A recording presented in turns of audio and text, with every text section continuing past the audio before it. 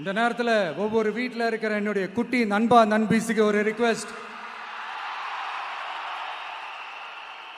உங்களுக்கு ஏதாவது ஒரு சாக்லேட்டோ இல்லை ஏதாவது ஒரு கிண்டர் ஜாய் வேணும் அப்படின்னா அழுது அடம் பிடிச்சி சக்ஸஸ் பண்ணிடுறீங்கல்ல, அந்த மாதிரி உங்களுக்கு ஏதாவது ஒரு ட்ரெஸ் வேணும்னா அழுது அடம் பிடிச்சி சக்ஸஸ் பண்ணிடுறீங்களே, அந்த மாதிரி உங்களுக்கு பிடிச்ச இந்த விஜய் மாமாவுக்காக,